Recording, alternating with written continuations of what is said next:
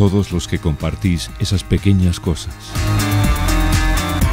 a todos los que tendéis una mano amiga,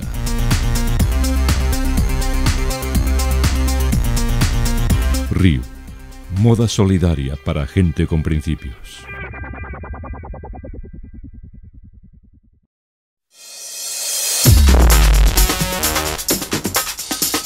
Fill de Gavà i 7 vegades campió del món de bicitrial, podríem dir que en Dani Comas és un home acostumat al triomf, als platós de televisió i al risc. Però ell ens explica que la clau de l'èxit a la vida es troba en la feina ben feta, la concentració, l'equilibri mental, la fe en un mateix i sobretot en la humilitat. Dani ha caigut moltes vegades, però sap per pròpia experiència que cal aixecar-se de nou i pedalar fort per arribar a la meta.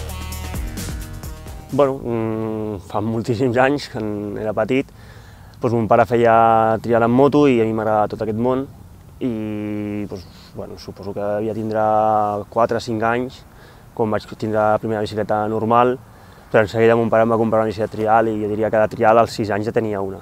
És ben fàcil, hi ha dues maneres d'explicar. Una és el mateix que el trial en moto, però en una bici, i qui no sàpiga què és el trial en moto, doncs es tracta d'anar passant obstacles sense posar els peus al terra. I és un esport que ha nascut aquí, i 100% català, el va descobrir el Pere Pi, i ell va ser l'inventor de l'esport i de les bicicletes aquestes, de bike trial.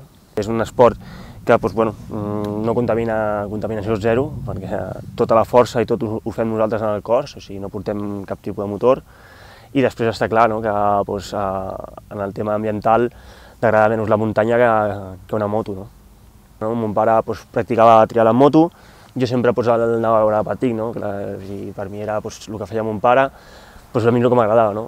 I a poc a poc jo vaig anar, els diumenges anàvem a la muntanya, vam començar a sortir, jo anava a nit primer caminant, i un dia vam anar a un saló d'automòbil a Barcelona, el saló d'automòbil de Barcelona, i vaig tindre la sort de veure una exhibició de Dot Pi. O sigui, mon pare tenia relació amb el Pere Pi, que era el pare.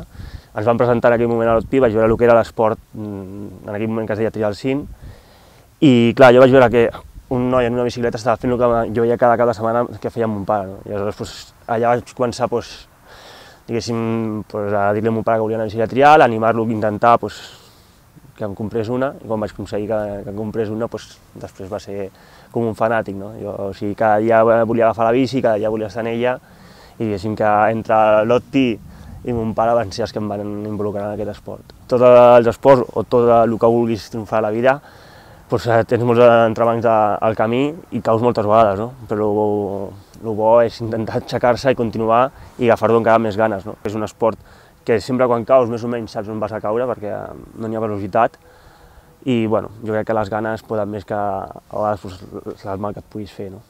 Motivar el que li motiva a tothom.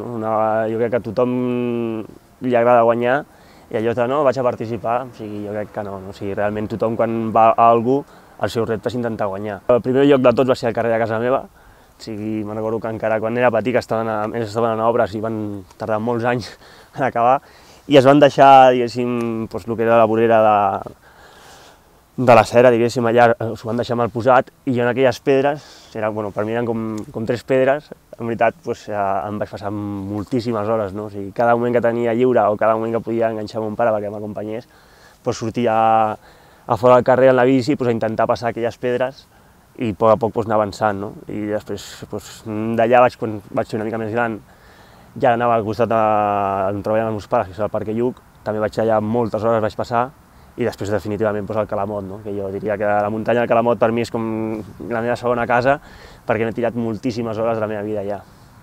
Aprenc sobretot en veure en mi reflexat, diguéssim, quan jo era petit, quan potser venia algú al col·legi a fer alguna cosa diferent, o venia algú a ensenyar-nos alguna cosa, la il·lusió, o sigui, els nens en aquest cas et transmeten moltíssima il·lusió, perquè veus la felicitat que tenen ells, i com es diverteixen, i com en qualsevol cosa ho valoren i s'ho poden passar bé. I després també el poder apropar aquest esport als nens, als col·legis, i també poder, si puc influenciar en alguna cosa que el dia de demà més d'estar pel carrer por ahí, que tinguin una motivació en alguna cosa, que se centrin en alguna cosa, i que ja no dic que sigui la bici, sinó potser el futbol o qualsevol altre esport, però que facin alguna cosa. Jo crec que és important això avui en dia, perquè cada vegada estem més tancats a casa, o si no sortim de festa, i jo crec que també fer esports és important per poder també, de cara a la vida, tindre motivacions. Personalment a mi m'agrada més la muntanya, l'entorn natural, però cada esport, i sent realistes, és molt millor a l'entorn artificial, no?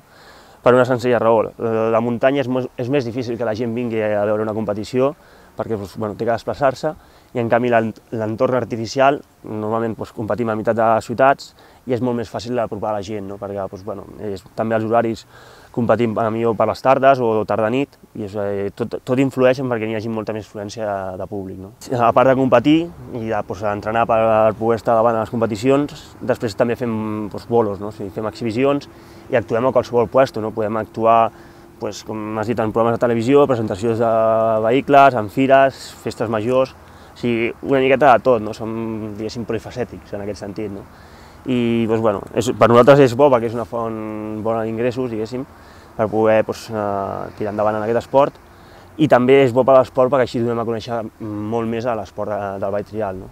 Està clar que una vegada deixi el món de les competicions, el tema que hem dit abans dels bolos, d'exhibicions i anar pels programes, tot això sí que ho vull estirar molt més, perquè ja que tinc el nivell i durant aquests anys m'ho he treballat, és una cosa que no fa falta ni entrenar tant ni estar a l'elit de la competició per poder fer-ho, i vull estirar-ho. No? I a part, després, en el meu company hem muntat una empresa d'events i també ens dedicarem a muntar competicions i tot relacionat al món del bike trial i també events esportius, no? Relacionats una miqueta amb la bici. No?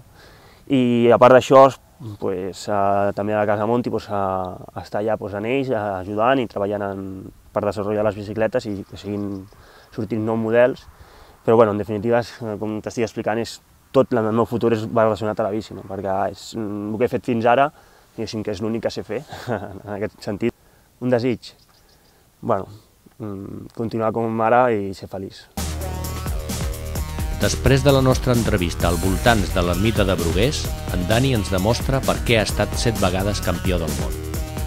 Ens deixa amb la boca oberta al demostrar-nos que la seva ment i el seu cos són el motor que impulsa, d'una manera quasi sobrenatural, a pujar i baixar per les roques vermelles d'aquest territori. La seva bicicleta és una prolongació d'ell mateix, i puja i baixa amb una elegància liviana, convertint el bicitrial en l'art d'un geni.